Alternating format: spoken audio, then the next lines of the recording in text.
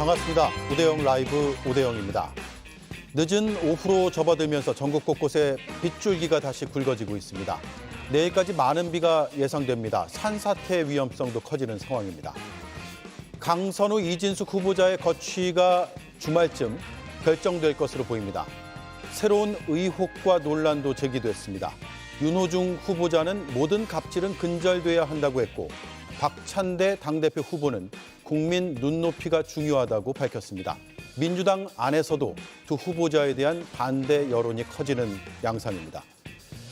친윤 인사들이 오늘 대대적인 압수수색을 받았습니다. 어떤 의혹과 혐의 때문인지 자세히 짚어보겠습니다. 함께할 네 분을 소개해드리고 이수진 앵커의 브리핑으로 시작하겠습니다.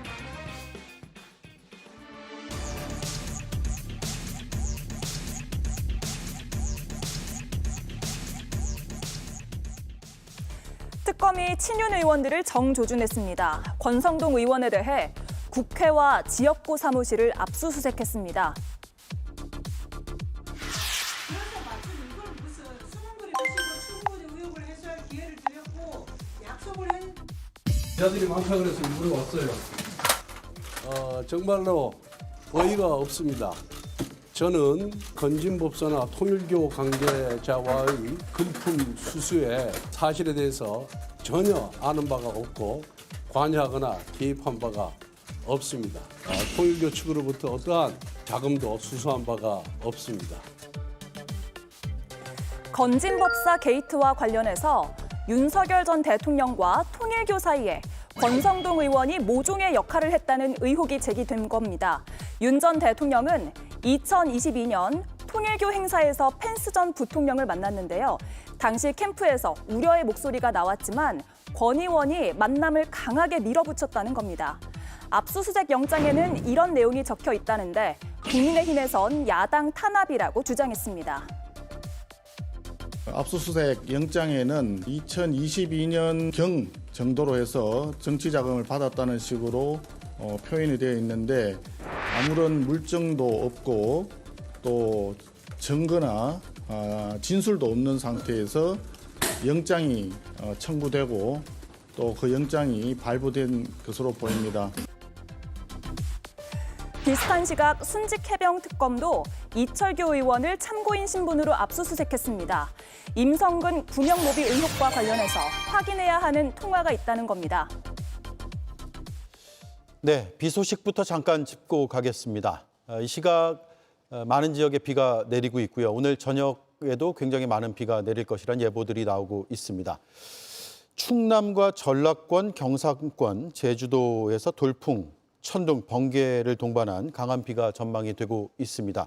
그리고 기상청 예보 시스템을 보면 지금 전라남도와 전라북도 또 제주 등에 비가 꽤 많이 내리는 것으로 예보가 돼 있고 현재 비구름도 그렇게 지나고 있습니다. 광주 전남에는 다시 호우경보가 내려졌고요. 오후 6시를 기준으로 발효가 됩니다. 비 피해가 홍수와 하천 범람, 침수 등을 넘어서 산사태 위험으로까지 이어질 전망인데 산림청의 산사태 위기경보 수준이 가장 높은 단계인 심각 수준이라고 합니다. 네, 그리고 곳곳에 지금 산사태 주의보가 내려져 있는데요. 전라남도 강진군이 오후 5시를 기해서 발령이 됐습니다. 전남 신안도 4시 30분에 산사태 주의보가 발령이 됐습니다. 충남 태안, 천안, 당진뿐만 아니라 경남 진주도 아침부터 산사태 주의보가 내려진 곳입니다. 그 외에 많은 산악 지역에 있는 분들 반드시 조심하시기를 바라겠습니다. 네, 이 시각 4곳의 CCTV를 통해서 현장의 상황을 보고 계신데요. 비가 아주 많이 내리는 것 같지는 않습니다. 하지만 먹구름이 껴있고 바람도 좀 부는 것도 같습니다. 전남 신안군의 가거도가 우측 상단, 좌측이고요. 좌측 상단입니다. 우측이 군산, 그리고 좌측 하단이 목포, 그리고 마지막이 대한민국의 최남단인 마라도의 현재 상황입니다. 저희가 기상 상황은 계속 속보로 전해드리면서 오늘 프로그램을 진행하겠습니다. 대통령실도 긴급회의를 열었습니다. 모든 자원을 총동원하겠다라고 밝혔는데요. 들어보겠습니다. 어제 오늘 계속 폭우가 쏟아져서 여기저기서 인적 물적 피해가 발생하고 있습니다. 국가의 제1의 책무는 국민의 생명과 안전을 지키는 일입니다. 좀 과하다 싶을 정도로 피해 예방과 사고 예방을 위해서 필요한 자원들을 충분히 배치해야 되겠습니다. 피해를 최소화해야 되겠지만 피해를 입은 국민들이 신속하게 일상으로 돌아갈 수 있도록 충분한 보호 대책, 복구, 지원 대책을 강구해 주기 바랍니다.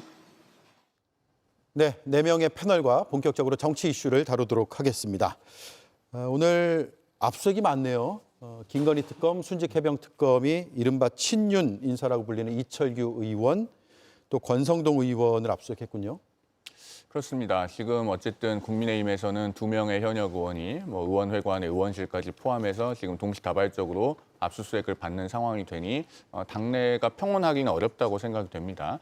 권성동 의원 같은 경우에는 저는 방송에서 일관되게 이분은 인적 쇄신의 대상이라고 말씀을 드리고 있습니다. 그러니까 지난 5월 10일에 있었던 전대미문의 후보 교체 사태에 대해서 정치적 책임을 지셔야 되는 분이다라고 말씀을 드려오고 있기 때문에 사실 권성동 의원은 정치적인 염치가 있으시다면 지금 시점에는 무소속 의원이셔야 하는 분이 아닌가 하는 생각이 듭니다. 그래서 그런 기준에서 말씀을 드린다면은 사실 이 압수수색 영장이 어떻게 해서 나오게 되었는지에 대해서 본인이나 주변에서 다수 의문이 있을 수는 있다고 생각합니다. 조금 전에 저희가 영상을 살펴봤듯이 2022년경에 정치자금을 받았다라는 정도라면은 상당히 어떤 피의 사실이 불특정되어 있다라고 볼 여지마저도 있거든요. 그러나 어쨌든 법원이 발부한 영장이라고 한다면은 그 절차에 대해서는 정상적으로 협력을 하고 만약에 법적으로 그것이 과잉하거나 위법한 부분이 있다면은 형사소송법이 보장하고 있는 준항고 절차를 통해서 다투면 될 것입니다. 그리고 권성동 의원 본인이 말씀하고 계신 대로 정치자금을 받은 것도 없고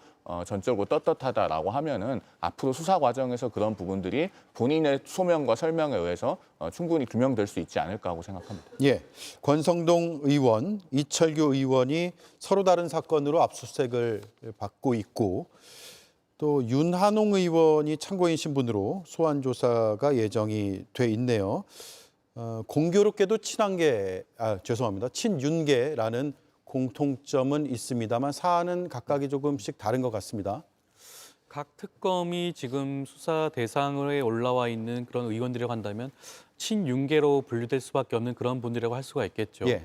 권성동 의원의 경우에는 물론 압수수색 영장에 적시된 내용이 좀 불분명하다라는 그런 주장을 하고는 있지만 압수수색 영장 단계에서는 구체적인 그런 증거라든가 그런 것들이 공개되지는 않습니다. 아마 영장을 발부한 판사 입장에서는 충분히 소명이 되었기 때문에 그러한 부분들에 대해서 영장을 발부한 것으로 보여지고요. 그리고 구체적으로 권성동 의원과 통일교 간의 그런 관계를 보여주는 여러 가지 사실관계라든가 아니면 발언, 지난번 대선 당시에 통일교가 주최하는 행사에 윤석열 당시 대선 후보를 함께 가도록 종용했다는 그런 구체적인 진술까지 나와 있지 않겠습니까? 여러 가지 측면 살펴보게 되면 그 관계를 충분히 의심할 수가 있고 그 부분을 충분히 수사를 통해서 밝혀낼 필요성이 있지 않을까 싶습니다. 나머지 의원들도 마찬가지죠. 이철규 의원도 마찬가지로 관련해서 구체적으로 그 당시 임성근 사단장과 통화했다는 내역이 나와 있지 않겠습니까? 그때는 굉장히 민감하고 예민한 시점이었고요. 이철규 의원은 찐윤으로 불릴 정도로 굉장히 영향력을 행사할 수 있는 그런 지위에 있는 의원이었습니다. 여러 가지 측면 살펴보게 되면 이번 압수수색 영장 발부 자체는 굉장히 적법한 절차를 통해서 이루어진 게 아닌가 싶습니다. 예. 오늘 구속적부심도 있었습니다. 오전 일찍 1시간 먼저 전직 대통령이 나왔다고 하네요. 그리고 조금 전 들어온 속보에 따르면 구속적부심에서 본인이 직접 30분간 진술을 했고 그 요지는 거동이 불편하고 어렵다라고 주장을 했다고 합니다. 구속 절차의 문제점 이런 것들도 아마 변호인단에선 제기했을 것으로 보이는데 구속 적부심의 결론도 머지않아 나올 것으로 보입니다. 권성동, 이철규 의원 오늘 입장 나란히 밝혔습니다. 들어보겠습니다. 이건 전형적인 야당 탄압이다 이렇게 규정할 수밖에 없습니다. 그리고 저희들이 그렇기 때문에 이 3대 특검에 대해서 반대를 했던 것이고 저희 당이 당론으로 반대를 했던 것이고 특별검사 전부가 친민주당 인사로 다 구성이 되어 있습니다. 당과 협의해서 적극적으로 대처해 나가도록 그렇게 하겠습니다. 제강경 특검팀에서 참고인이라고 온 집에까지 와가지고 데려와서 참고인 압수수색 영장을 가져와서 집행한다는데 통화 기록 한번 있다 해가지고 그냥 그렇게 무자비하게 하는. 예, 야당 탄압, 인권 침해, 무자비함이라는 표현들이 등장을 했네요. 자가당착이죠. 지금까지 사실상 매를 번 것은 국민의힘 의원들입니다.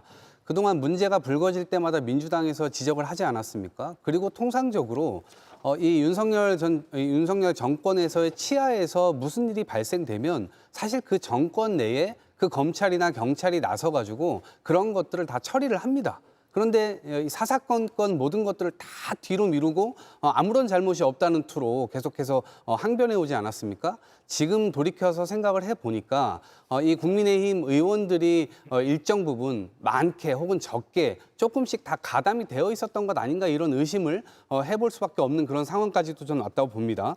그리고 검찰에서는 알고도 조사하지 않았지 않습니까? 그러한 모습들을 국민들께 다 보여줬잖아요. 그러니까 법 집행 자체가 여당과 야당에게 똑같이 이렇게 적용되지 않았다라고 하는 그 모습을 보임으로써 특검은 이 불가피하게 출범할 수밖에 없었던 것이었고 지난 대선에서 일정 부분 이재명 후보를 찍었던 국민들의 마음속에서는 그것이 당연히 있다고 생각합니다. 그리고 특검을 향해서 뭔가 상대방을 탄압하는 거 아니냐 이런 프레임을 씌우고 싶으시겠지만 실제로 이재명 치하에서의 검찰이 그렇게 했었다면 훨씬 더 그런 생각들을 강하게 할 수 있었겠죠. 그렇지만 이것을 지금 중립적 지대에 있는 특검을 통해서 하려고 하는 것은 일정 부분 이 균형감을 좀 갖추기 위한 그런 것이다라는 말씀을 좀 드립니다. 예, 국민의힘 지금 내부 분위기가 어떤지도 짚어주시죠. 일단 저는 개인적으로는 뭐 민주당에서 대선 때 특검을 공약을 전면에 내세워서 당선이 되었기 때문에 정치적 정당성을 갖췄다고 봅니다. 거기다 특검이 사법부 법원에 의해서 영장을 받았기 때문에 법적 절차성도 갖췄다고 봅니다. 이렇게 되면 이 영장에 대해서 저희가 압수수색에 대해서 정치 탄압이라고 주장하는 건 조금 어려워 보입니다. 하지만 가잉 수사라고 주장할 수 있는 부분은 충분히 있다고 봅니다. 왜 그러냐면 오늘 압수수색 받은 분들도 모두 다 선출된 국회의원들입니다. 우원식 의장이 작년에 민주당 신영대 의원이 압수수색 당했을 때 국회의원 본인이 압수수색에 동의한다면 모르겠지만 본인이 동의하지 않는다면 압수수색이 아니라 임의제출 방식으로 하는 것이 타당하다는 얘기를 했었습니다. 그 말인즉슨 오늘 압수수색 당한 의원들 역시도 선출된 의원들이기 때문에 특검 측에서는 임의수색 형식으로 하는 게 공정하지 않았나라는 생각을 하게 됩니다. 그렇기 때문에 국민의힘 입장에서도 과잉 수사에 대해서는 지금 국회의장실을 방문하는 등의 행동을 하고 있다는 점을 말씀드리겠습니다. 예. 김건희 특검이 권성동 의원의 지역구 사무실 또 국회의원실 자택까지 지금 압수수색을 하고 있는 것 같은데 어떤 점이 의혹의 핵심일까요? 동일한 피의자에 대해서 수사기관이 목표로 하고 있는 어떤 특정한 물건이나 전자정보가 있다면 그런 것이 어느 장소에 있을지 알 수 없으니까 뭐 여러 장소, 예를 들면 뭐 사무실, 주거지 이런 곳들을 동시다발적으로 압수수색을 하기도 합니다. 그런데 앞서도 말씀을 드렸듯이 이제 권성동 의원 입장에서는 법률적으로는 본인에 대한 혐의 사실이 대단히 모호한 것이 아닌가 이런 생각을 가질 수는 있을 것 같아요. 2022년 경에 정치자금을 받았다라고 하면은 그건 일시나 어떤 뭐 장소 이런 부분도 상당히 불특정에 가깝다고도 볼 수 있지 않겠습니까? 그런 점이 있겠고 그다음에 지금 이제 그 김건희 특검은 통일교 관련된 의혹들을 집중적으로 들여다보고 있지 않습니까? 예. 그런데 또 이제 권성동 의원은 과거에 이제 통일교 전 세계선교본부장 그 윤모 씨라고 하는 분이 있죠. 이분이 작년 6월에 세종대에서 진행한 그 코리아 드리머 페스티벌 이런 행사에 권성동 의원이 참석해서 축사도 했었고 과거에 권성동 의원이 뭐 통일교 쪽과 윤석열 전 대통령을 후보 시절에 연결해줬다는 이야기도 있고 이런 것이 있으니까 어떤 연관 관계가 있는 것이 아닌가 하고 의심을 하고 있는 것으로 보이는데 다만 그것이 현재까지는 수사기관의 의심 단계인 문제인 것이고 구체적인 혐의를 특정해서 가시적으로 출석 요구를 할 수 있을 정도에까지 이르렀는지는 아직 확인되지 않는 것으로 보인다. 이렇게 말씀드리겠습니다. 예, 통일교와 관련한 압수수색도 오늘 진행이 됐네요.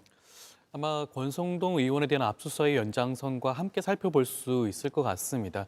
지금 불거지고 있는 의혹 자체가 권성동 의원이 통일교 측과 연결고리가 되어서 윤석열 전 대통령과 어떤 역할을 한 것이 아닌가라는 의혹이 제기가 되고 있거든요. 이미 건진법사를 통해서 김건희 여사에게 각종 다이아몬드라든가 아니면 무슨 고가의 명품백이라든가 전달되었다는 그런 정황과 사실관계가 확인되고 있지 않겠습니까? 그것을 주도했던 통일교 측 윤 전 본부장의 경우에는 그 본부장이 아까 앞서 말씀드렸던 각종 행사를 주도했다라고 하고 있고요. 그리고 본인이 주최한 행사에 권성동 의원이 와서 축사까지 한 정황도 있습니다. 여러 가지 상황을 살펴보게 되면 과연 권성동 의원이 통일교와 전혀 관계가 없는 것이 사실인가?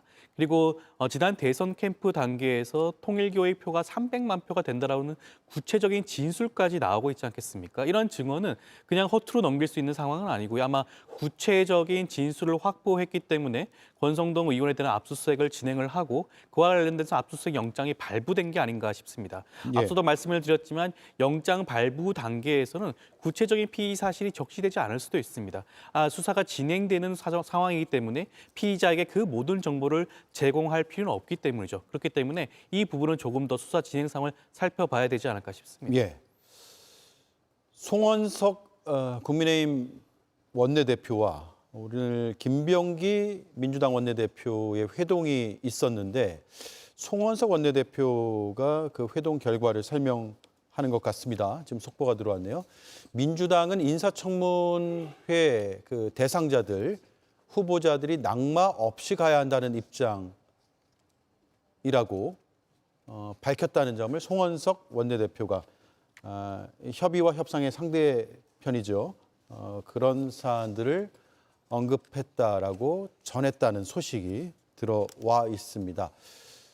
일부 의원들이나 아니면 당내에서는 몇몇 후보자들은 적격하지 않다라는 여론도 있다라고 알려지고는 있는데 당의 원내 공식 입장은 낙마 없이 가야 한다는 입장이라는 것으로 전해지고 있습니다. 관련된 속보가 추가로 나올 것 같습니다. 자세히 설명을 이어서 드릴 예정이고요. 또 후반부에 이 사안에 대해서 함께 다루도록 하겠습니다. 통일교 건진법사의 문자, 이게 2022년 11월 문자 내용이잖아요. 이 사안을 좀 보면 통일교와 관련한 의혹들에 대한 뭔가 단서가 좀 포착이 됩니까, 김유영 의원님? 일단 윤석열 대통령 캠프 당시에 그 통일교와 관련된 내용을 정확하게 아시는 분이 많지는 않은 것 같습니다. 일단 그 점을 먼저 말씀을 드리고 싶고요. 그 다음에 이제 선거에서 특정 종교에서 지지를 받는 거는 사실 흔한 일입니다. 그 특정 종교의 지지를 받기 위해서 그 종교 단체와 접촉하는 거는 굉장히 흔한 일이지만 만약에 권성동 의원이 특정 종교 선거 때 한번 접촉했는 걸로 끝났으면 그냥 지금의 현재 불고 있는 의혹에 대해서는 과도한 의심이라고 할 수 있지만 2022년에 다시 한번 권성동 의원과 통일교의 언급이 나왔지 않습니까? 이렇게 되면 과도한 의심이라고 보기보다는 어느 정도 의혹에 대해서 설명을 해야 되는 상황까지는 이르렀다고 봅니다. 지금 수사기관이 종교단체를 압수수색하는 것은 사실 쉽지 않습니다. 수사기관이 종교단체를 압수수색하려면 어느 정도 혐의가 입증됐거나 아니면 어느 정도 증거나 실마리가 있다고 볼 수밖에 없는 상황이기 때문에 권성동 의원이 무조건 지금 과도한 의심이다라고 주장하기보다는 어느 정도 설명이 필요한 시기라고 저는 생각을 합니다. 예. 자, 압수수색 소식은 이 정도로만 다룰게요. 진행 중인 것도 있고 좀 더 명확하게 사실관계가 나와야 되는 부분도 있기 때문에 이 정도로 다루고 오늘 구속적부심 이야기를 조금만 더 하겠습니다. 앞서 이제 한 30분 정도 본인 스스로 자신의 건강 상태를 설명했다라고 속보를 전해드렸는데 언제쯤 결론이 나옵니까? 통상? 형사소송 규칙상으로는요. 구속 전 피의자 신문 죄송합니다. 구속 적부심에 대해서 예. 피의자 신문을 마치고 나서 24시간 이내에 결론을 내야 된다고 되어 있습니다. 그런데 실무적으로는 보통 24시간까지 가지 않고 그 전에 결론이 나옵니다. 그리고 오늘처럼 이제 국민적인 관심이 집중되고 있는 사안에 대해서는 법관이 이미 기록을 받아보면서 사전적으로 좀 검토도 많이 했을 것으로 보여요. 그리고 네. 오늘 장시간에 걸쳐서 신문이 진행이 됐기 때문에 결론을 내리기가 그렇게 어렵지 않을 것으로 봅니다. 제가 봤을 때는 오늘 밤 안으로 결론이 그렇게 복잡하지 않게 나올 수 있을 것으로 그렇게 보여집니다. 예, 구속적부심이 기각이 된다면 그러면 앞으로 특검 수사에 지금 응하지 않고 있는데 그럴 명분이 더 사라지는 거 아닌가라는 생각이 드네요. 그러게요. 그 윤석열 전 대통령은 아마도 그렇게 된다면 특검 수사에 계속해서 응하지 않을 가능성이 훨씬 더 크고요. 이분이 뭐 혹시라도 나온다 하더라도 말을 할 가능성도 전 거의 없어 보입니다. 그래서 오히려 특검에서는 윤석열 전 대통령에 대한 취조나 이런 것들 당연히 해야 되겠습니다만 그것에 응하지 않을 경우를 좀 대비해야 된다. 그래서 주변 사람들의 증언 이런 것들을 충분히 좀 확보하는 데 좀 주력해야 되고 지금의 어떤 전략 이런 것들을 주변 사람들을 토대로 해서 정보를 얻어서 실제로 압박하는 전략을 확실하게 좀 수립해야만 이 내란 부분에 대해서 명확하게 이 그림을 국민들 앞에 보여주고 또 재판정에서 제대로 심판을 좀 받게 할 수 있지 않을까라는 생각을 해봅니다. 예, 그동안 수사기관 소환 통보에 응하지 않았고 또 자신의 내란 혐의 재판에도 최근 나오지 않고 있습니다. 특히 특검하고는 그 소환 조사 시점, 그러니까 9시에 나와라, 10시에 나가겠다, 1, 20분 늦을 수도 있다. 이런 식으로 시간을 놓고 줄다리기를 하는 듯한 모습을 보였는데 오늘은 1시간 정도 일찍 법원에 나왔다고 하네요. 그러니까 윤석열 전 대통령 변호인 측도 건강 악화를 이번에 구속적부심사 때 가장 먼저 언급을 했었지 않습니까? 네. 그리고 윤석열 전 대통령 본인 또 오늘 직접 진술할 때 건강 악화를 많이 얘기했다고 지금 보도가 되고 있는데요.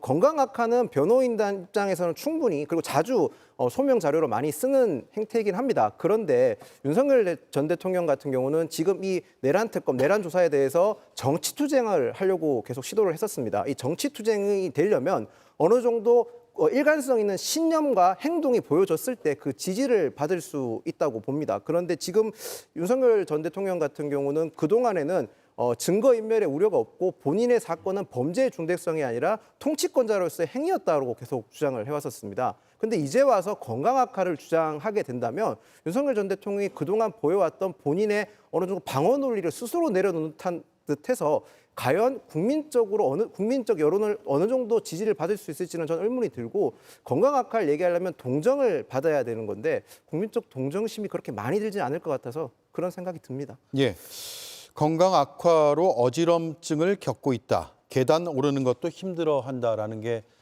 대리인단의 변호인단의 설명이었고요. 반면에 박지영 특검보는 구치소로부터 거동상에 문제가 없다고 답변을 받았다. 따라서 건강과 관련한 자료 등을 법원에 제출했다. 이렇게 설명을 했어요. 이 건강 문제가 오늘 최대 쟁점이 될 거로 보세요? 네, 일반적으로 봤을 때 구속 적부심이 인용되는 경우는 구속영장이 발부되고 난 다음 적부심사 그 기간 중에 사정 변경이 있는 경우입니다. 이 대부분의 경우는 사실은 피해자와의 합의가 대부분이기도 하고요. 이 경우에는 지금 건강 악화를 주장을 하고 있는데 그렇다고 한다면 영장 발부 이후에 급격하게 건강 상태가 악화되었다는 것을 소명을 해야 되는데 구치소 입장을 살펴본다고 하더라도 그러한 정황이 전혀 보이지가 않죠. 그리고 앞서 보도를 살펴보게 되면 30분 동안 본인 스스로 소명을 했다라고 주장을 합니다. 보통 일반적으로 봤을 때 건강 악화는 중병인 경우가 대부분입니다. 더 이상 계속적으로 병원에서 치료를 요하는 정도의 그런 위중한 상황일 경우에 건강 악화를 이유로 구속 적부 심사가 인용이 되는 경우가 있는데 지금 같은 이런 여러 가지 정황을 봤을 때는 그거에 부합하지 않는 게 아닌가 생각이 들고요. 예. 그렇기 때문에 이것이 인용될 가능성은 거의 없지 않을까 싶습니다. 예. 송영훈 변호사가 설명한 대로 24시간 이내에 결론을 내줘야 되고요. 오늘 밤 중에는 나올 가능성도 꽤 있어 보입니다. 결과를 기다려 보지요. 지금 비가 전라남도 지역에 많이 내리고 있다고 합니다. 기상청의 비구름을 봐도 전라남도 또 광주 쪽으로 비구름이 많이 몰려 있고요. 이 시각 목포에 비가 많이 내리네요. 고속도로 CCTV 화면인데요. CCTV의 화질을 감안하더라도 비가 상당히 많이 내리는 것을 볼 수가 있습니다. 조심하시기 바랍니다. 네, 두 번째 이슈로 넘어가겠습니다. 이수진 앵커가 브리핑하겠습니다. 어떻게 보면 사전에 제기됐던 의혹이 해명된 측면들도 있는데 또 그럼에도 불구하고 여론이 가라앉지 않는 또 후보자도 있고 그것이 뭐 현실인 것 같습니다. 지명 철회라든지 자진 사퇴라든지 어떻게 정리할 것인가에 대한 거는 오늘 이후에 이제 주말에 결정하실 계획이신 건가요? 그렇습니다. 주말쯤이면 인사청문회와 관련된 보고가 완료될 거라고 하는데요. 강선우 여가부 후보자에 대한 여론은 계속 악화하고 있습니다. 서울 강서경찰서가 강선우 후보자의 병원 갑질과 관련해서 수사에 착수하는가 하면 대학 교수 시절에 무단으로 결강했다는 의혹까지 불거졌습니다. 이에 더해서 강 후보자의 보좌관 갑질에 대한 여권 인사의 비판 목소리가 꾸준히 나오고 있습니다. 이 보좌질 갑질에 대한 후보자의 견해는 어떻습니까? 보좌진과 의원 관계를 떠나서 상급자와 하급자 또는 권한이 있는 사람과 또 그렇지 않은 사람 사이에 발생할 수 있는 모든 갑질에 대해서 저는 동의하지 않고 근절돼야 된다고 생각합니다. 이진숙 교육부 장관 후보자도 교육에 대해서 모르는 게 너무 많아서 논란입니다. 지금 초중고등학교 법정 수일수가 며칠인지 아시죠? 제가 정확히 모르겠습니다. 190일. 네, 이 부분 꼭 기억하겠습니다. 기억하셔야 됩니다. 전국의 1만여 학교에서 교육행정 정보를 연계해서 처리하는 시스템이 있죠. 그 시스템을 뭐라고 합니까? 이 나이스도 나이스입니다. 나이스입니다. 그래서 더더욱 논란이 된 게 이 쪽지입니다. 누군가 쪽지에 팁을 적어줬는데 답변이 곤란할 때 동문서답하라 라고 적혀 있었던 겁니다. 결국 한 여당 의원이 이진숙 후보자에 대해 정권에 부담 주지 말고 자진 사퇴를 하라고 요구하기도 했습니다. 예, 앞서 전해드린 대로 송원석 국민의힘 원내대표는 여야 원내대표 회동 이후에 민주당에선 이번 청문회 대상자 중에서 낭만은 없다라는 입장을 밝혔다라고 전했습니다. 물론 김병기 민주당 원내대표의 설명이 아직 나오지 않고 있기 때문에 저희가 파악하고 있지 않기 때문에 송원석 원내대표가 전하는 민주당의 입장이라는 점을 분명히 말씀드리고 시작을 하겠습니다. 오늘 마지막 인사청문회 날이죠. 이번 주에 윤호중 행정안전부 장관 후보자, 정은경 보건복지부 장관 후보자 청문회가 진행이 되고 있고 윤호중 후보자에게 보좌관 갑질 문제에 대해서 질의가 있었는데요. 앞서 들으신 대로 모든 갑질에 동의하지 않는다, 근절돼야 한다라는 답변으로 돌아왔습니다. 원론적인 답변일 수도 있지만 질문 자체가 강선우 후보자에 대한 질문이었기 때문에 원론적인 답변 이상의 해석도 충분히 가능한 그런 내용입니다. 그리고 방금 보신 대로 국민의힘에서 전한 민주당의 입장도 확인이 됐습니다. 자, 김영진 의원이 어제 또 입장을 낸 것은 아쉽다. 자신이 보좌진을 했던 의원으로서 유감이다라는 말도 했고요. 또 김병기 지금 민주당 원내대표의 입장이 나왔네요. 의혹 이상의 입증 자료를 야당에서 전혀 제출하지 못하는 상황이다. 즉 의혹은 제기됐는데 의혹을 입증할 사실관계가 파악되는 자료를 야당에서 전혀 제출을 못하고 있는 상황이다라고 밝혔습니다. 따라서 후보자의 낭만은 없다라는 그런 입장을 지금 견지한 것으로 보입니다. 네, 어떻게 지금 당내 기류를 파악하고 계세요? 당내는 찬반 양론이 굉장히 많이 올라오고 있는 쪽이고요. 한쪽으로 좀 치우쳐져 있는 건 아닌 것 같습니다. 왜냐하면 국민주권정부라고 이름을 붙였기 때문에 국민 여론을 무시할 수 없다. 이러한 정서가 기본적으로 있고요. 또 이 원내에서는 같은 동료 의원이기도 하고 그렇지만 또 보좌진들과 함께 또 일을 하는 이 양가적인 감정을 또 갖고 있을 거란 말입니다. 그렇기 때문에 이것을 쉽사리 결론 내기는 어려웠을 텐데 일단은 당은 이 강선우 후보자를 지키면서 이 여가부 장관으로 일단은 이 합의를 해야 된다라고 하는 입장을 견지를 한 것으로 보입니다. 다만 대통령실은 입장이 조금은 다를 수도 있을 거고 아마 이 문제를 다루는 데 있어서 굉장히 어려울 겁니다. 처음에 이 보좌진 갑질 문제가 나왔을 때 강선우 후보자가 나와서 국민들 앞에 인정하고 또 사과하고 해명할 건 해명하면서도 결국에는 다시는 이러한 일들을 하지 않겠다. 이러한 대국민 약속이라든가 이런 것들을 통해서 어쩌면 저자세를 통해서 빠져나갈 수도 있었던 그런 사안인데 한두 차례 거짓말을 또 하게 되면서 이 일이 굉장히 커졌거든요. 이제 그런 측면에서 국민적 공분이 조금 더 올라서게 된 것이고요. 민주당으로서도 그렇고 대통령실도 그렇고 아마 이 부분까지 완전히 이제 간과하기는 전 어렵지 않을까 싶고요. 그래서 지금 대통령실도 신중하지만 주말에 결정하겠다라고 하는 내용은 지금 이 여론이 더 올라갈 것인지 아니면 조금 누그러질 것인지 이러한 것들을 좀 더 지켜보려고 하는 그런 태도를 보인 것이 아닌가 싶습니다. 네. 자막에도 나가고 있다시피 주말까지 여야가 조금 더 논의를 하겠다고 합니다. 오늘 일단 여야의 원내대표 회동은 끝이 났습니다.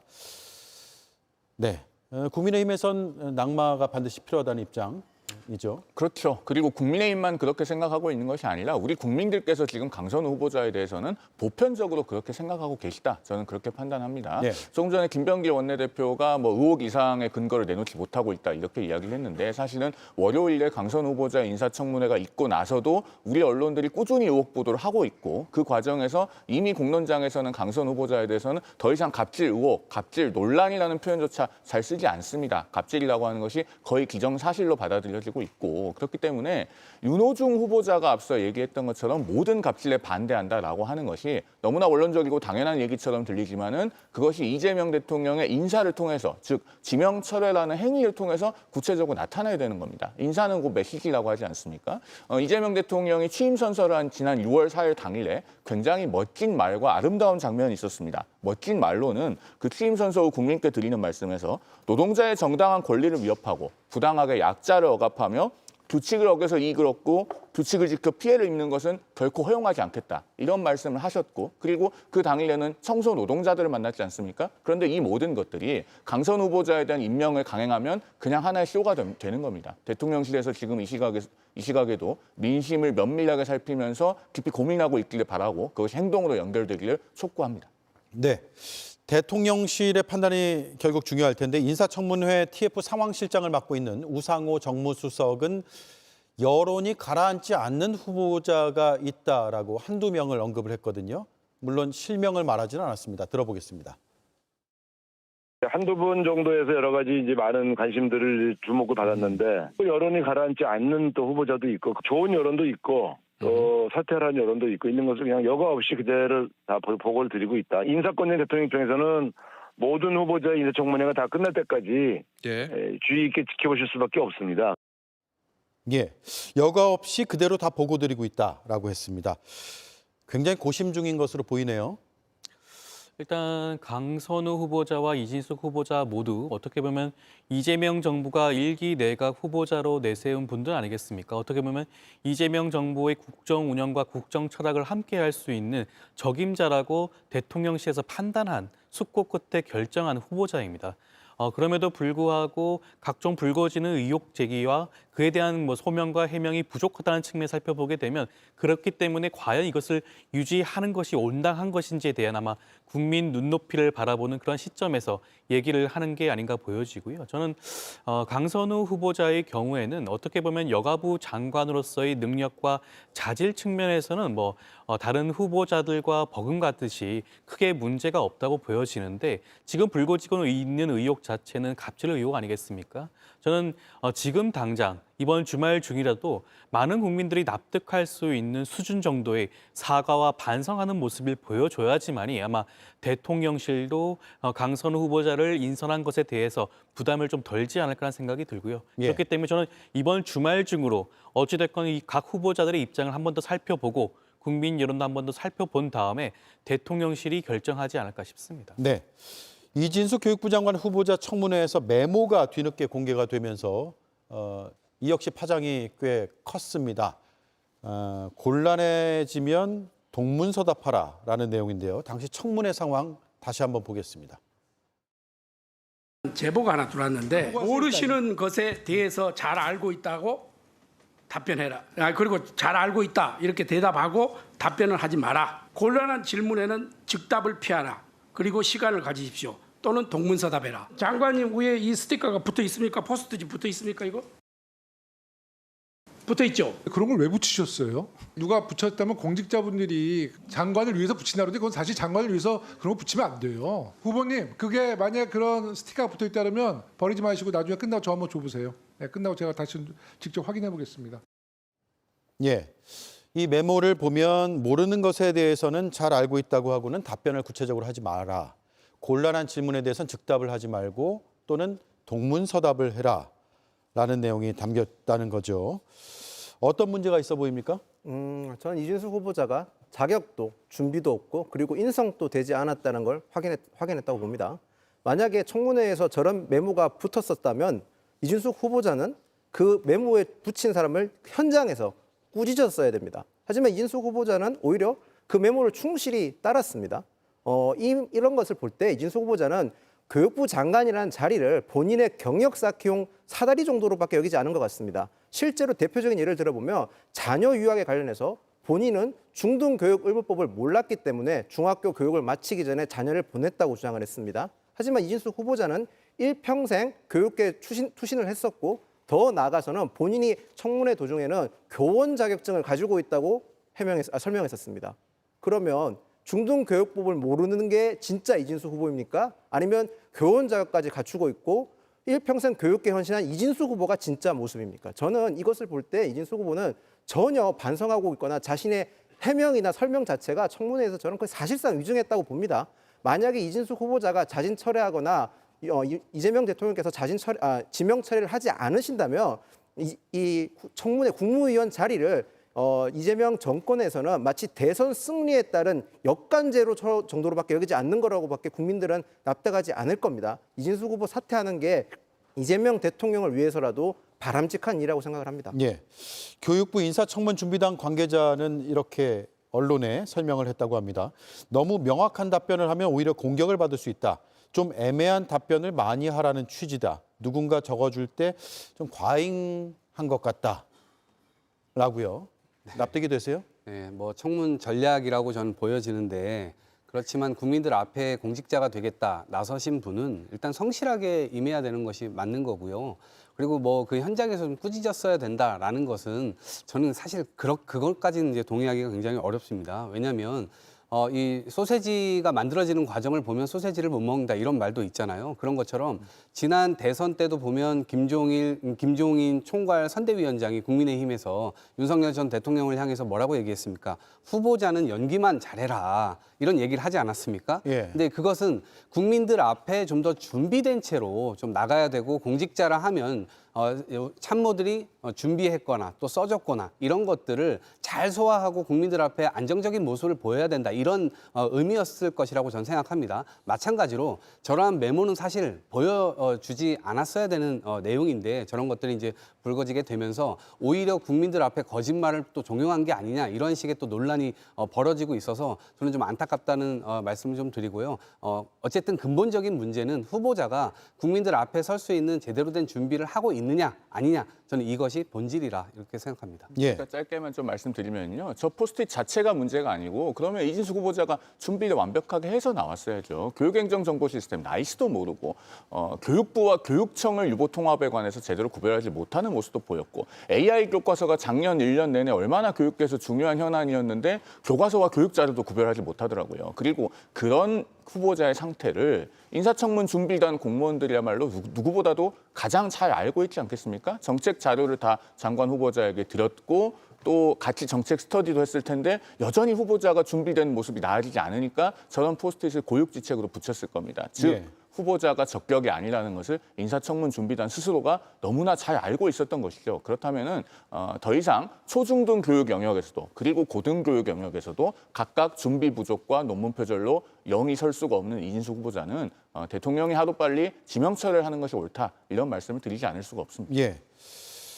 도덕성 또 태도 이런 걸 넘어서 일단 전문성도 검증을 해봐야 되는데 전문성이라고 표현하기도 그렇고 아주 기본적인 것이잖아요. 초중고등학교 법정 수업 일수, 교육행정정보 시스템, 나이스를 전혀 모르는 것 같은 모습이 화면에 그대로 아까 노출됐잖아요. 어떻습니까? 민주당에서도 자진 사퇴를 해야 된다라는 의견들이 꽤 있는 걸로 알고 있는데요. 이진숙 후보자를 살펴보게 되면 이번 인사청문회 과정에서 굉장히 좀 부족한 모습을 보여준 것은 사실입니다. 아마도 본인이 그 전에 겪고 있던 각종 의혹, 논문 표절이라든가 자녀의 조기 유학이라든가 이런 문제에 대한 해명에 집중을 하다 보니 사실상 교육부의 실제 현안에 대해서는 굉장히 소홀한 게 아닌가라는 생각도 들고요. 그리고 본인 스스로는 고등교육 전문가지 않겠습니까? 그러다 보니까 초, 중등 교육 과정에 관련된 각종 정책과 현안에 대해서 제대로 된 파악이 되지 않은 부분이 분명히 있어 보입니다. 그런 측면을 살펴보게 되면 부족한 교육부 장관 후보자로서는 굉장히 부족한 모습이 아니냐라는 지적도 일부 나올 수는 있어 보이는데요. 저는 그렇다고 하더라도 이번 인선 자체는 앞서도 말씀을 드렸지만 이재명 정부가 1기 내각으로 인선한 후보들입니다. 이번엔 만약에 이번 인선안에 대해서 어떤 낙마를 한다라든가 당 차원에서 사퇴를 종용한다거나 그런 모습을 보여주게 되면 이재명 정부가 국정 동력을 초기에 이끌고 가는 데 있어서 어떻게 보면 작은 잡음이 발생할 수도 있다라는 측면을 저는 살펴봐야 되지 않나 생각이 들고요. 인사권 자체는 대통령의 고유 권한입니다. 저는 대통령실이 이 부분에 대해서 숙고한 다음에 판단할 필요가 있지 않을까 싶습니다. 예. 당의 주요 인사들의 발언들도 보죠. 당권 주자입니다. 박찬대 의원, 국민 눈높이가 중요하다라고 했는데요. 들어보겠습니다. 제일 중요한 것은 국민을 위해서 대통령과 함께 일할 국무위원을 뽑는 거다 보니까 국민의 눈높이가 중요하다고 생각이 되는데요. 또 개인적으로는 강선우 의원에 대한 지지는 있습니다. 네. 대신 우리는 국민들을 대신해 가지고 사실 일하고 있는 사람 아닙니까? 그래서 아직은 좀 숙고가 필요한 시간이다 이렇게 생각합니다. 예, 국민의 눈높이가 중요하다고 생각이 된다. 대통령과 함께 일할 국무위원을 뽑는 거다 보니까 또 국민을 위해서 일하는 그리고 숙고가 필요하다. 어떤 취지라고 해석이 되세요? 결국 임명 철회 혹은 자진 사퇴 둘 중에 하나로 이제 결론이 나게 되겠죠. 아니면은 그대로 유지를 하거나. 그런데 임명 철회라고 하는 카드는 사실 굉장히 센 카드입니다. 이미 이 여가부 장관 후보자로서 지금 권위가 상당히 많이 훼손된 것이 아닌가라는 생각이 들고 만약에 임명 철회를 하게 될 경우에는 국회의원직이라고 하는 것조차도 저는 훼손될 가능성이 굉장히 크다라고 생각을 합니다. 근데 이것을 이 부분에서 그냥 머무러둘 게 아니라 강선우 후보자가 직접 나와서 지금이라도 여러 가지 문제에 대해서 해명을 할 건 하고 더 낮은 자세로 국민 앞에 좀 호소하는 모양새가 좀 보여져야 되지 않을까라는 생각이 들고 지금 어쨌든 국민주권 정부라고 이름을 붙인 만큼 국민을 이기는 것은 정말 쉽지 않을 겁니다. 그리고 인사권은 대통령 고유의 권한이라 할지라도 이 부담을 계속해서 갖고 국정 운영하는 것도 쉽지는 않을 거예요. 그런 차원에서 보면 그러한 어떤 본인 스스로 얘기할 수는 없지만 대통령의 굉장히 어려운 그 마음 이런 것들을 좀 헤아리는 그러한 이 문장이 아니었을까 싶습니다. 예, 한국갤럽 여론조사 결과 보겠습니다. 대통령 직무수행 평가는 잘한다가 64%, 잘못한다는 23%가 나왔습니다. 대통령 지지율은 큰 변화는 없어 보입니다. 전체적으로는요. 다만 비판적인 평가의 이유 중에 하나가 인사가 꼽혔습니다. 인사가 5%포인트 올라서 11%를 차지했습니다. 그러니까 부정평가의 이유 중에 인사가 11%의 비중을 차지했다라는 겁니다.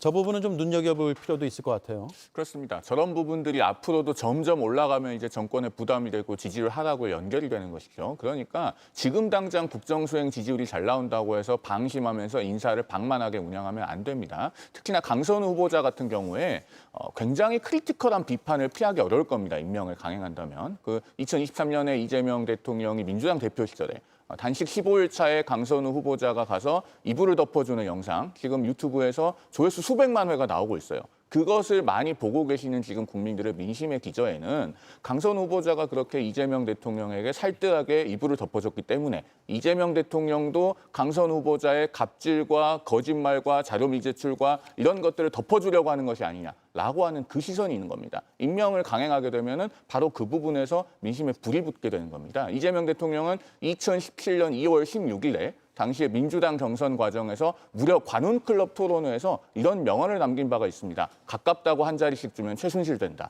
그런 일이 이재명 정권에서 재발되지 않기를 바라는 마음으로 야당에서 고언을 드리는 바입니다. 예, 김윤영 의원 한 말씀 하시고 두 분께 짧게 발언권 드리고 마치겠습니다. 네, 저 해당 조사는 대통령 지지율을 물어봤기 때문에 저렇게 나왔을 겁니다. 만약에 대통령 지지율이 아니라 이번 인선에 대해서 어떻게 평가하냐는 질문을 했다면 다른 결과가 나왔을 겁니다. 그만큼 대통령실에서는 저 국정 지지율을 가지고 오판하면 안 되는 상황입니다. 그리고 국민 눈높이에 대해서 아까 우원식 정무수석이 얘기하셨는데요. 제가 정확하게 말씀드릴 게 있습니다. 지금 강선우 후보자 같은 경우는 갑질 의혹이 계속 언론에 지금 제보가 되고 있습니다. 정권 초고, 현역 국회의원이고 장관 내정자인데도 불구하고 각종 의혹들이 언론에 제보가 된다는 거는 그만큼 강선우 후보자가 가지고 있는 그런 문제가 굉장히 심각하다는 걸 반증하는 겁니다.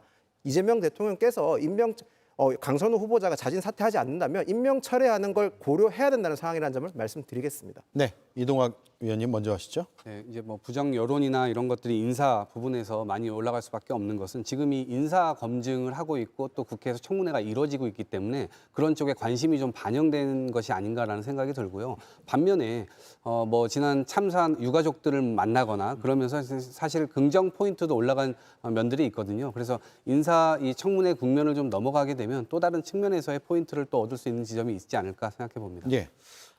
만약에 이번 인사청문회 과정에서 인사에 대해서 많은 국민들이 걱정하고 우려한다고 한다면 저는 이재명 대통령에 대한 지지율 자체가 떨어지는 그런 결과가 나오지 않을까라는 생각이 드는데요.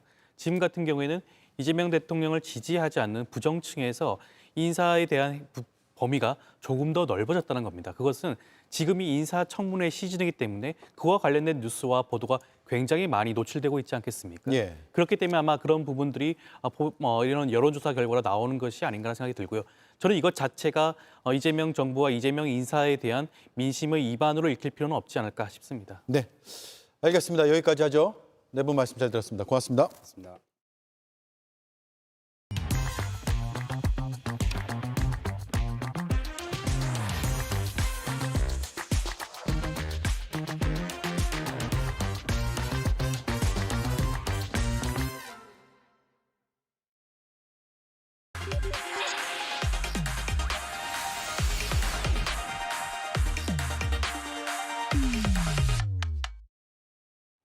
네, 오대영 라이브의 간판 코너 단도직입을 시작하겠습니다. 정치 고수의 맞수 토론, 김진욱 전 더불어민주당 대변인, 윤희석 전 국민의힘 선임 대변인 나와 있습니다.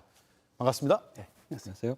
예, 이수진 앵커의 브리핑을 먼저 보겠습니다.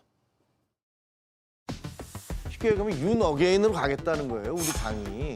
전환기 씨가 와서 강연을 하면서 부정선거를 주장을 하고, 그리고 윤석열 대통령의 지금 당하고 있는 고난의 서사를 영웅의 서사로 바꿔야 된다. 뭐 이런 망상에 가까운 황당한 얘기를 그 강연에서 한 거예요. 아마 우리 당원들 중에서 우리 당이 이렇게 가면 안 되는데, 이렇게 극우화하면 안 되는데.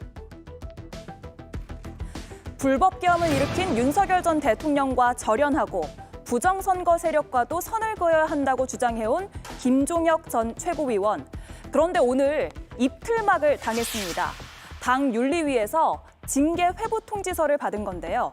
대선 후보를 비판하고 계파 갈등을 조장하고 여론조사에 의혹을 제기했다는 이유에서입니다.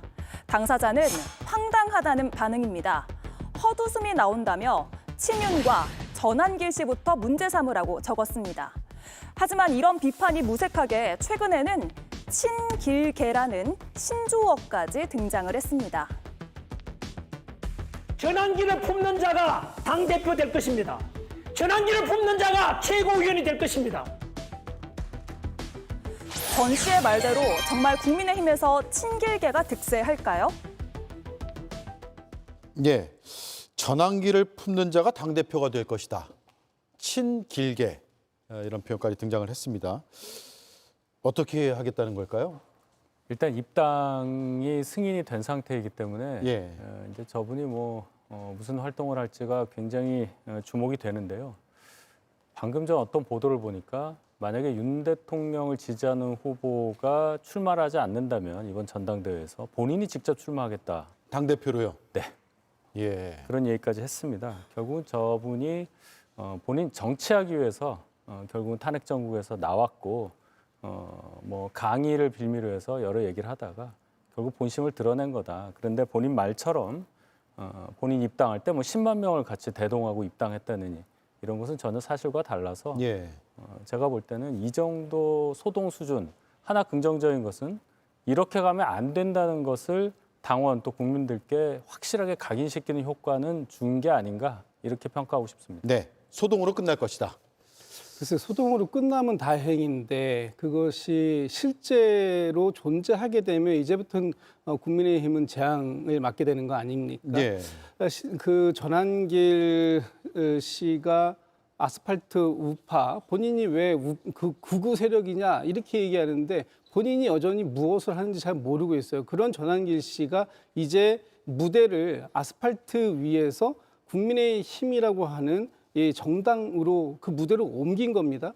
김종혁 최고위원은 그 극우 세력의 국힘 침공 작전이다 이렇게까지 표현을 했더라고요. 예. 그 얘기는 뭐냐면 지금 국민의힘이 이번 대선도 그렇고 탄핵의 강을 완전히 대선에 패배했더라도 건너야 다음을 기약할 수 있는 그런 상황 속에서 다시 탄핵의 강의 한 가운데로 거꾸로 돌아 들어가고 있다. 그렇다면은 지금처럼 이렇게 그 물이 많이 거세게 내려올 때 과연 국민의힘이 그 안에서 쓸려 내려가지 않고 버텨낼 재간이 있을까라는 그 우려를 갖게 만드는데 윤석열 전 대통령을 포용하는 사람 그리고 전한길 씨를 포용하는 사람을 당대표로 만들겠다라는 의지를 명확하게 하는 것 이것이 과연 국민의힘의 쇄신, 혁신, 자기 반성 이것과 어떤 맥을 닿게 만들지 그것을 또 국민들께서는 어떻게 평가하실지 자못 궁금한 상황입니다. 네,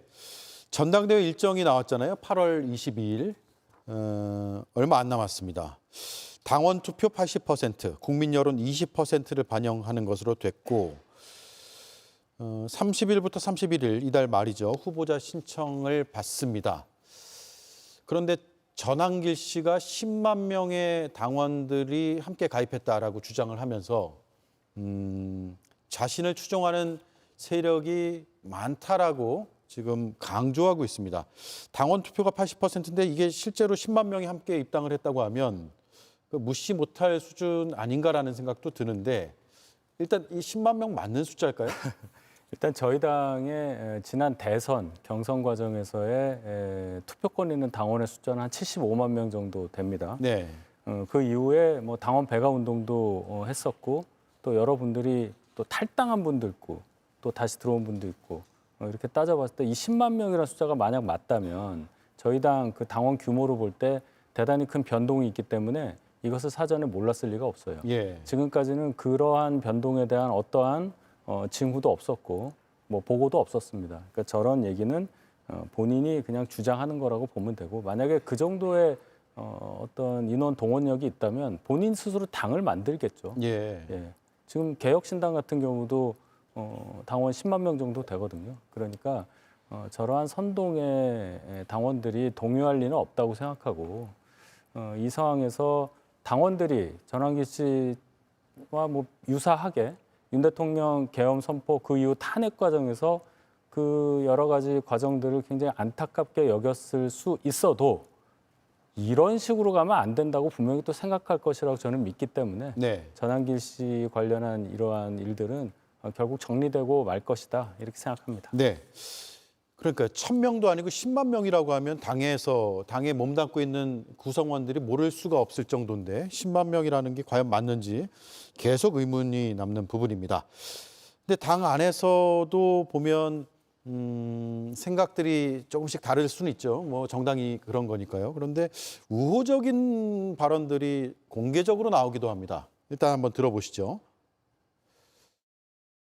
특정 정파에 좀 더 가깝다고 해서 그런 분을 무조건 솎아내는 것이 좀 바람직하냐에 대해서는 여러 가지 의견이 있을 수 있습니다. 설사 전한길 강사께서 입당을 하신다 하더라도 당장에는 뭐 100만 명 중의 한 분 또는 300만 명 중의 한 분이고 그런 과정에서 지켜보면 되는 것이 아닌가라고 생각합니다. 전한길 강사님을 우리 당에서 퇴출했을 때 뜻을 같이 하는 10만 명도 퇴출을 시켜야 되나요? 예, 그리고 이 사람 저 사람 절연하면 당이 점점 더 위축이 된다. 지지하는 분들을 어떤 형태로 품고 갈 건지도 혁신의 한 방향이다라는 주장도 나왔습니다. 다 뭉치자라는 쪽과 책임질 사람은 책임져야 된다가 지금 부딪히고 있는 상황인데 뭐 시청자들이 판단하실 거라고 저는 봅니다만 어쨌든 그래도 이렇게 뭉치더라도 이렇게 다 뭉치는 건 아니지 않느냐 이런 의견들이 더 맞는 거 아니에요? 어떻습니까? 당연하죠. 원칙이라는 게 있어야 되는 거 아닙니까? 지금 국민의힘이 어려운 상황을 계속해서 맞이하고 있는 이 과정 속에서 제일 중요한 건 국민의힘이 앞으로 어느 방향으로 가겠다라는 기본적인 방향 설정과 그 원칙이 바로 세워지지 않았기 때문에 지금의 이 어려운 과정을 극복해내지 못하고 있는 것이다라고 저 보는데 특히 좀 전에 이 전한길 씨의 입당을 하나의 그냥 해프닝 정도로 이제 말씀을 주시는데 저는 그거보다는 상당히 실체가 존재할 수 있는 그래서 전한길 씨가 국민의힘에 착근될 수 있는 가능성도 있다라고 보여지고 그런 것 때문에 사실 우리가 오늘도 이런 토론에서 우려점을 얘기하고 있는 거예요. 예. 왜냐하면 전한길 씨가 지금 그 당에 그냥 자기 혼자 또는 뭐 본인을 추종하는 몇몇 분들 그게 뭐 10만 명까지는 저는 안 될 거라고 봅니다. 그건 뭐 본인의 유튜브 팔로워가 그만큼 되시는지는 모르겠습니다만 어쨌든 일부가 들어온다고 하더라도 그분들이 당내에서 활동할 수 있는 공간을 지금 소위 구주류 친윤들이라고 하시는 분들이 이걸 열어줄까 봐 걱정인 거예요. 아마 좀 전에도 나오셨던 분들 포함해가지고 지금 당의 비대위를 구성하고 있는 분들이라든가 당에 책임 있는 분들이 대부분이 과거의 친윤의 모습을 가지고 활동하셨던 구주류에서 나온 분들 아닙니까? 이분들이 전한길 씨의 이런 행위들을 옹호하고 전한길 씨를 당의 행사에 자꾸 초대해서 발언 기회를 주고 이런 것들이 당의 공식 입장인 것처럼 그렇게 보도가 되게 만들어주는 이런 과정들 이런 것들이 몇 번 더 거치다 보면 결과적으로 전한길 씨가 이제 당의 아주 주요한 목소리로 자리매김할 가능성이 있다. 그렇게 됐을 때 과연 그때도 해프닝으로 치부할 수 있을까? 저는 상당히 우려가 되는 지점이다라고 보여지고 특히 전한길 씨가 계속 주장하고 있었던 것들이 윤석열 전 대통령의 탄핵에 반대하는 소위 윤 어게인이라는 것, 그다음에 부정선거 음모론에 대해서 맹신하고 추종하고 있는데 그 부분에 대해서 당에서 여전히 그런 부분들을 확인해보자라는 목소리가 공식적으로 나오고 있는 것, 이런 모든 것들은 전한길 씨가 국민의힘에 착근될 가능성을 상당히 뒷받침해주고 있다. 그런 측면에서 매우 우려스럽다 이렇게 보고 있습니다. 예, 정치, 제도권 정치가 사실 우리 삶을 많은 부분을 결정을 하잖아요. 그래서 이 사안은 국민의힘 문제이기도 하지만 대한민국 정치의 문제이기 때문에 지금 우리가 비판적인 시각으로 접근을 하고 있습니다. 송원석 원내대표가 살짝 한 발 물러서는 모습을 보이긴 했는데 전한길 씨 탈당까지 시킬 수 있는 겁니까? 물러선 게 아니고요. 예. 그렇게 가셔야 하는 옳은 방향으로 가신 겁니다. 예. 일단 입당 신청을 했을 때 입당 심사할 수 있는 기간은 입당하고 나서 7일까지예요. 네. 그러니까 이미 기간이 많이 지났죠. 지난달 9일에 입당을 했으니까요. 그러면 지금 할 수 있는 일은 한 달여 당원으로서 활동한 전한길 씨가 그 기간 동안에 어떤 발언을 했었느냐, 어떤 일을 했었느냐, 거기에 대해서 당원으로서의 품위를 유지했느냐, 뭐 이런 어떤 결격 사유를 들어서 윤리위에 회부하면 됩니다. 예. 그렇게 해서 출당 조치를 밟으면 저희 당에 발붙일 수가 없어요. 그런 전례도 있고요, 저희 당에서는. 제가 이 전한길 씨 입당 관련한 것을 작게 보고 해프닝이라고 보는 게 아니라 그 방향으로 갈 수밖에 없기 때문에 저희가 이걸 정리할 수 있는 당이라는 걸 말씀드린 겁니다. 예. 물론 위중한 상황이긴 한데 벌써 윤희숙 혁신위원장도 결론적으로는 처음에 인적청산 얘기 안 하려고 하다가 전한길 씨 관련한 집회에 행사에 저희 당 의원들이 다수 참석했고 그것이 문제가 된다는 그 문제의식을 크게 느껴서 의원 4명의 실명을 거론했잖아요. 예. 그 4분 다 전한길과 관련돼 있는 분들입니다. 그래서 송원석 비대위원장도 그런 말씀을 하신 거고 뭉쳐도 가려서 뭉쳐야죠. 저런 분들과 뭉치게 됐을 때 기존에 계신 분들이 빠져나가는 것까지 생각을 한다면 당에서 절대 저런 분들과 같이 할 수 없다. 이것은 뭐 상식적인 일이라고 저는 생각합니다. 네. 최근에 리셋 코리아라는 이름의 행사에서 발언한 것들도 있고 여러 행보 그리고 서울 구치소 앞에서인가요? 또 발언한 것들도 있고 해서 당에서 그런 것들을 잘 판단해서 윤리위에 회부하면 된다. 이 말씀이네요. 그런데 당 윤리위가 또 다른 쪽에 뭐랄까요? 이건 결정까지는 아니지만 회부 결정을 한 거죠. 징계 회부 통지서를 발송을 했습니다. 앞서 이수진 앵커가 짚어드렸는데 김종혁 전 최고위원을 징계위에 회부한 건데 사유를 보면 당 대선 후보를 비판했다. 계파 갈등을 조장했다. 당 여론조사와 관련한 의혹을 제기했다. 계파 갈등 조장은 정확하게 저도 모르겠습니다만 나머지는 쓴소리를 많이 했다라는 걸로도 들리는데 저는 저 사유 동의하세요? 동의할 수가 없죠. 일단 당 대선 후보를 비판했다고 하는데 그럼 이제 김문수 후보를 비판했다는 얘기잖아요. 예. 지금 윤리위와 뭐 비슷한 그 분위기로 이전 비대위라든지 지금 비대위 속했던 분들 잘 보면 김문수 후보 교체를 시도했던 분들이에요. 예. 그러네요. 그런데 그런 주체가 그분에 대해서 비판을 했다고 해서 김종혁 전 최고위원을 윤리위에 회부하겠다는 것은 자가당착이죠. 네. 그다음에 당의 어떤 뭐 계파 갈등을 조장했다. 지금의 당 상황을 저는 계파 갈등이라고 보지 않고 개혁이냐, 뭐 예를 들어 윤 어게인이냐, 안주하려고 하느냐 이 상황이라고 보는데 이걸 계파 갈등이라고 본다면 당 구성원 모두가 윤리위에 회부돼야 할 것입니다. 예. 그리고 이제 여론조사 관련한 얘기는 김문수 후보 선출된 이후에 Y 리서치라고 하는 곳에서 굉장히 수상한 당에서 하는 여론조사임을 밝히지 않고 당원 대상으로 여론조사를 한 적이 있어요. 거기에 대해서 많은 사람들이 의문을 제기했고 당시 박대출 사무총장이 거기에 대해서 해명도 하고 이런 일이 있었습니다. 거기에 대해서 문제 제기를 했다고 하는 것에 대해서 또 윤리위에 회부한다는 것은 말이 되지 않죠. 그래서 결론적으로는 김종혁이라는 분에 대한 어떤 표적 윤리위 회부다. 이런 정치적인 성격으로 해석할 수밖에 없다고 말씀드리겠습니다. 예. 왜 이럴까요? 이게 김종혁 전 최고위원 한 명만을 상대로 하는 게 아니라 더 이런 조치들이 더 확대될 가능성도 있어 보이세요? 저는 뭐 충분히 있다고 봅니다. 이것은 뭐 김종혁 그 전 최고위원이 당에 대한 비판적인 목소리를 계속해서 내기 때문에 뭐 이것도 있지만 또 한편으로 보면은 지금 당의 쇄신, 혁신, 또 반성 이런 부분들을 주장하고 있는 사실은 한동훈 전 대표를 겨냥한 모습일 수도 있다고 보여집니다.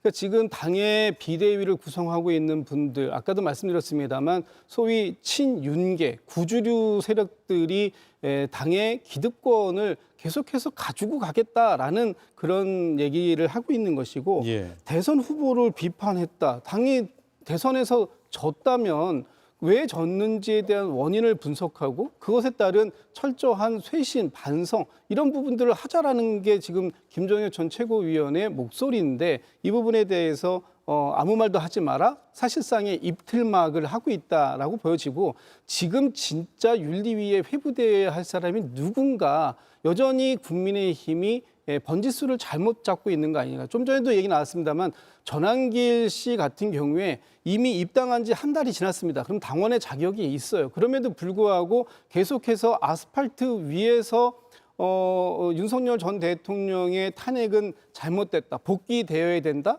또 이번 21대 대통령 선거까지도 부정선거가 있었다라고 주장하고 있는 모스탄 교수를 본인과 함께 만나서 같이 지금 여론을 선동하는 이런 작업을 하고 있지 않습니까? 그렇다면 그 전환길 씨에 대해서 윤리위에 회부하는 것이 먼저지 김정현 전 최고위원을 과연 윤리위에 회부하겠다는 것인가? 그러면 앞으로 국민의힘에서는 그 어떠한 쇄신과 혁신을 얘기할 수 있는 분위기는 안 만들어질 것이다. 지금 윤희숙 그 혁신위원장이 인적 쇄신을 얘기하는데 아마도 앞으로는 인적 쇄신을 얘기하는 사람들이 인적 쇄신을 당할 우려가 매우 크다. 저는 그렇게 보고 있습니다. 예. 국민의힘이라고 표현하셨지만 구체적으로는 구당권파, 그렇죠? 구당권파, 이른바 친윤계입니다. 근데 친윤계가 보면 외우 내환 상황 아니에요? 안에서는 혁신 대상자로 지금 지목이 되고 있고 네. 바깥에서는 지금 여론조사 한번 보시죠.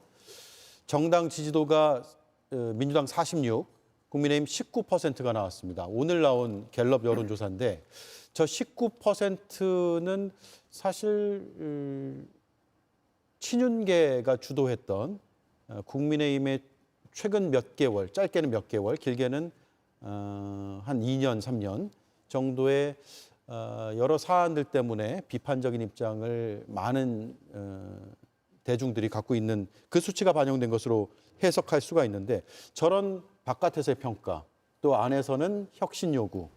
그래서 더 이렇게 뭔가 지금 윤리위 회부 같은 이런 일들을 하는 거 아닌가라는 생각도 들더라고요. 예, 대단히 안타까운 상황이죠. 지금 구주류라고 할 수 있는 분들이 안팎으로 여러 가지 어려움에 직면한 가운데 뭘 어떻게 해야 하나 하는 그 방향성을 잃었다고 저는 생각합니다. 과거 같으면 이 과정에서 뭔가 내려놓는, 본인이 가지고 있는 것을 내려놓고 상황을 타개하기 위한 방법을 찾는 것이 상례인데 예.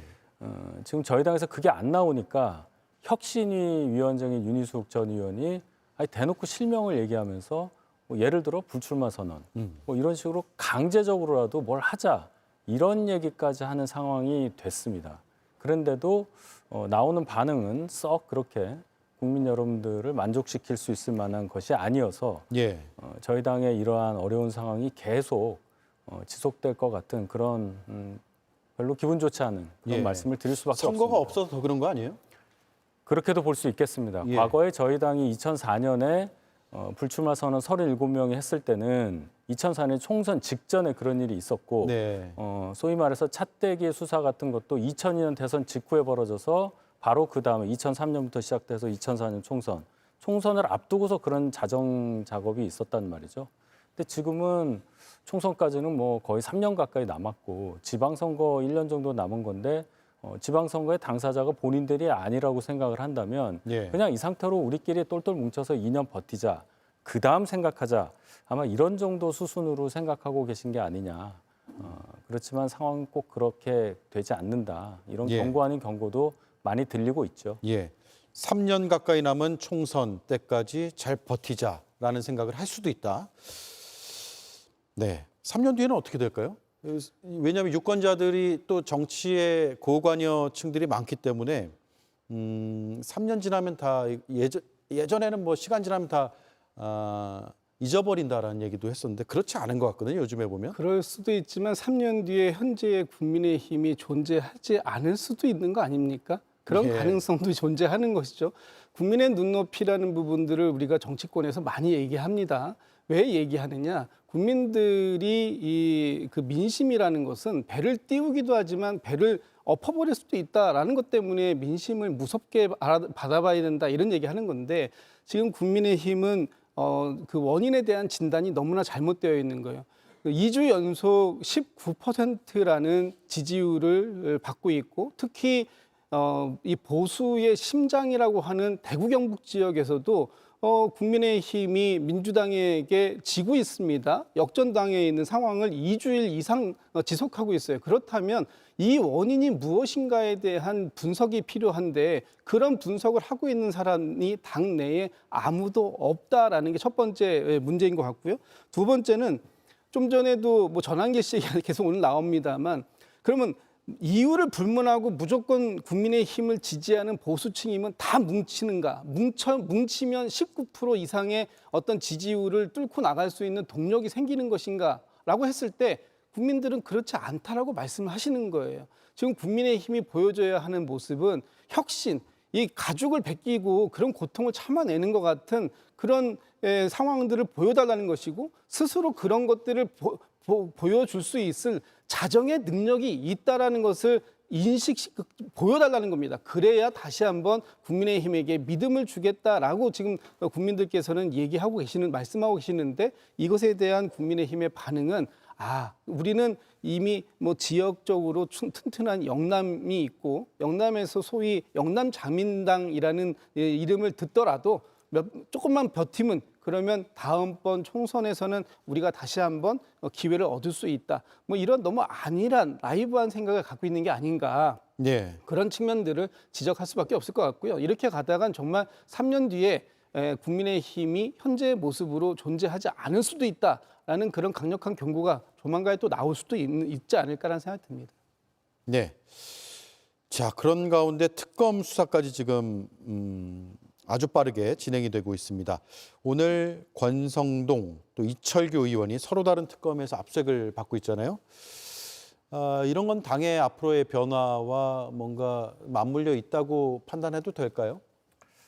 안타까운 일이긴 하지만 외부에 의해서 당 상황이 바뀌는 것도 저희는 각오를 해야 될 그런 상황이죠. 내부적으로 개혁을 하면서 방향을 바꿔서 국민들로부터 지지를 받는 게 제일 좋은 건데 지금 불행히도 특검, 3개 특검이 가동되는 가운데 2개 특검에서 지금 그래픽에도 나왔지만 당에서 굉장히 영향력 있는 현역 의원들에 대한 소환 또는 압수수색이 진행이 되고 있습니다. 예. 제가 놀란 것은 권성동, 이철규 이 두 분에 대한 그 혐의 관련한 사안들이 별로 그렇게 예상했던 것들이 아니라는 거예요. 예를 들어 권성동 의원 같은 경우에 그 건진법사라는 분과 어떤 관계가 있는지는 모르지만 통일교 관련한 일까지 연루가 되어서 압수수색이 됐다. 이렇게 예. 이제 봐야 되겠죠. 별로 예상 못했었습니다. 그리고 이철규 의원 같은 경우도 다른 곳이 아니라 최해병 특검 그쪽에서 이제 소환 통보가 압수수색이 진행됐다는 것을 보면 뭐 통화 기록에 나왔다는 거 아니에요? 예. 이 정도 됐으면은 수사가 상당히 많이 진행이 됐으니까 또 뭔가가 있으니까 현역 의원에 대해서 저런 조치가 있었다고 보면 저희가 그렇게 크게 인식하지 못한 어떤 다른 것도 굉장히 깊고 넓게 또 예리하게 수사의 칼끝이 미치고 있구나 이런 생각을 하게 되고 그렇게 될 경우에 그럼 당 내부는 어떻게 될 것인가 이런 걱정을 안 할 수가 없는 것이죠. 네.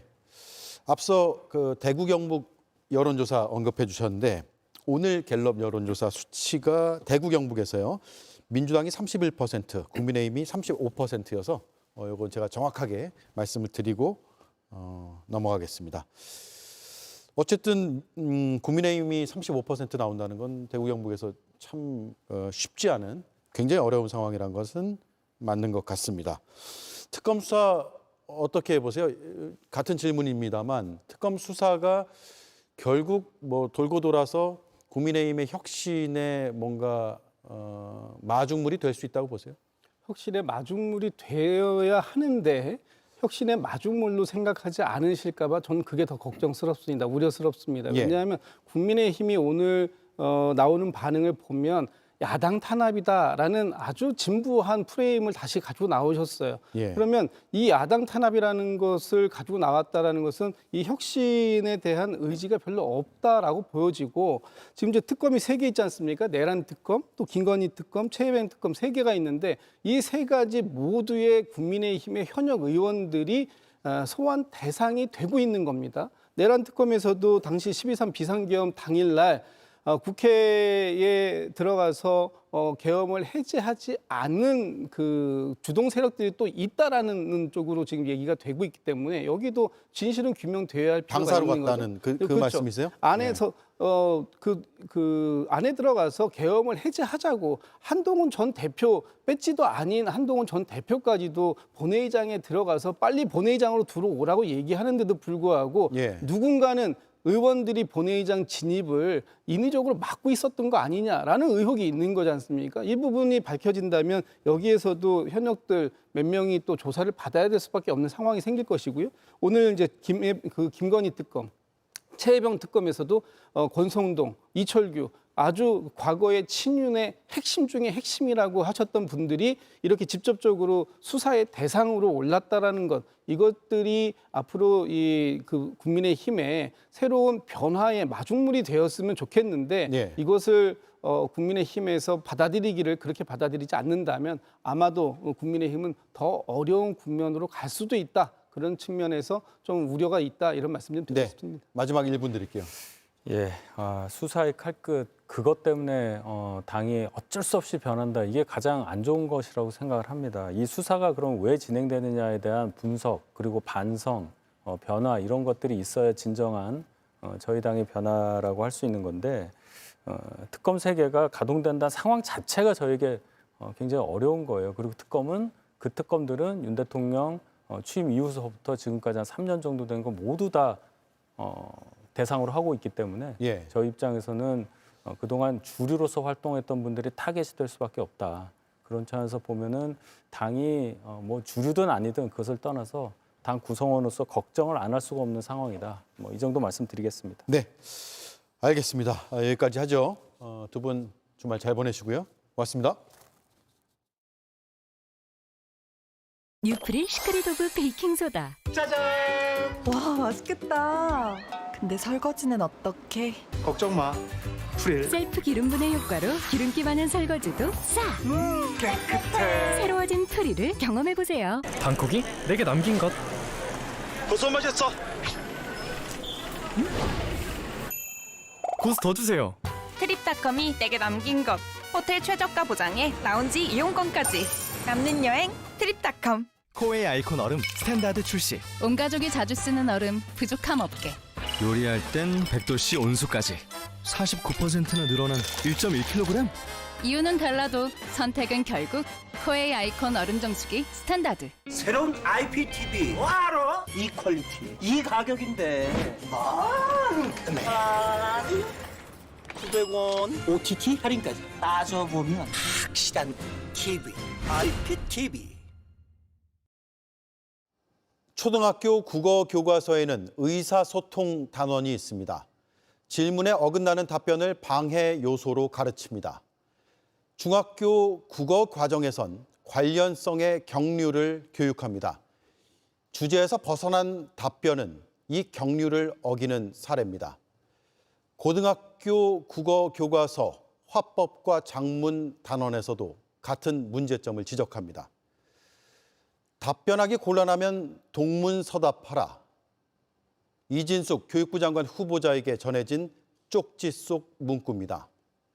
학생들에게 하지 말라고 가르치는 동문서답 화법을 교육수장 후보자에게 조언한 사람은 문제며 그 후보자가 혹여라도 이를 참고해 청문회에 임했다면 그건 더 큰 문제입니다. 앵커 한마디였습니다. 난 줄 알았는데. 유한락스로 끝내세요. 가볍게 뿌리고 헹구면 물때 찌든때 제거는 쉽게. 살균 곰팡이 제거도 확실하게. 유한락스 욕실 청소용. 알리는 말이죠. 의식의 흐름대로. 와우, 계속 보게 되네. 어때? 네가 찾던 취향 여기 다 있지? 나의 취향 만능 알리. 알리익스프레스. 공기청정기도, 제습기도, 에어컨도 쾌적하게 바꾸지 못한 집안 공기. 환기청정에 제습을 더해 집안 공기를 한 방에 바꾸다. 나비엔 제습 환기청정기. 시간을 채우는 특별한 힘. 고운진의 독자적 핵심 성분으로 느슨해진 피부 조직을 탄탄하게. 이노크림. 타임리스 뷰티. 고운진.